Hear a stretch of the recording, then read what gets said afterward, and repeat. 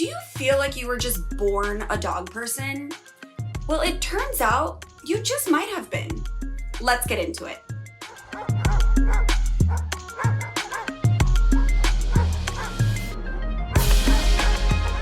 Welcome back to Alpha Paw, your destination for everything dog. I'm Bernie Zilio, and I'm on a mission to answer every doggone question you have ever had about your fur babies. And today, we are talking about how loving dogs can actually be in our DNA. You guys, this is so interesting. Seriously, buckle up. So we often talk about dog people versus cat people, right? Usually, we're talking about basic personality traits, something that has been backed up by science.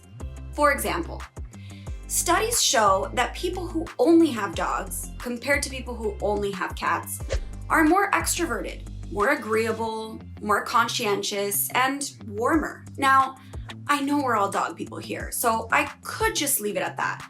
But I want to be fair to the cat people because, to be honest, they have some qualities that us dog people can actually learn from. For example, cat people are just more open in terms of their appreciation for art, emotion, adventure, unusual ideas, imagination, curiosity, and a variety of experience.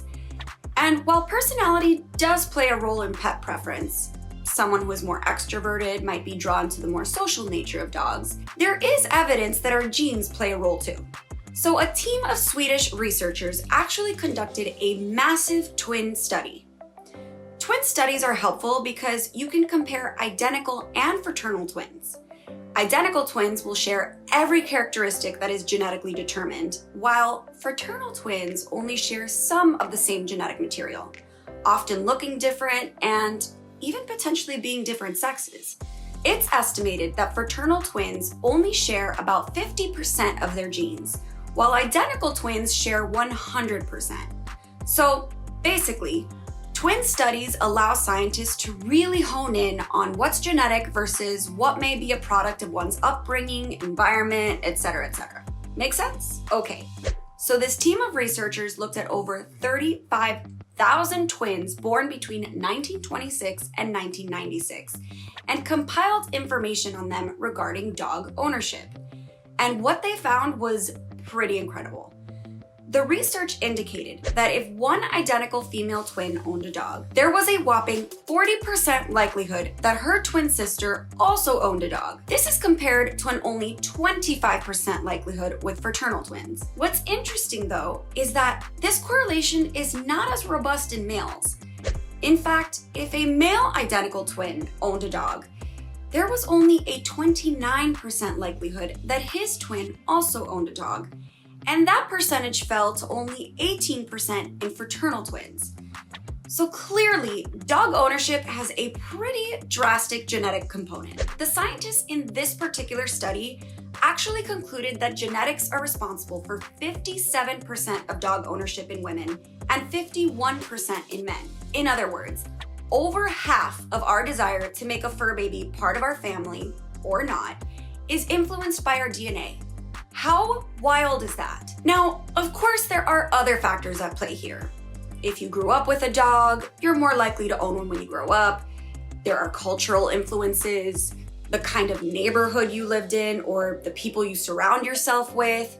And like I mentioned before, your personality could all impact your drive to own a canine companion. But regardless, it is pretty amazing that our love for these perfect creatures is part of our genetic makeup. Now, of course, this research does not give us information about exactly which genes are involved and how much of our desire to adopt a pup comes from nature versus nurture. But knowing that up to 50% of my tireless drive and relentlessness to get my dog pod could come from my DNA is pretty darn cool. I gotta thank my mama and my pops for some pretty good genes, which my sister apparently got too since she also has a dog. Do you think that loving our canine companions is quite literally just DNA? Or did you have an experience growing up that made you completely obsessed with dogs? I want to hear all your stories and theories in the comment section down below. Do you love learning about the science between humans and dogs? I do. Give us a thumbs up for more videos like this. Again, I'm Bernie Zilio, and this is Alpha Paw. Be sure you subscribe so you don't miss a single doggone episode. We'll see you guys next time.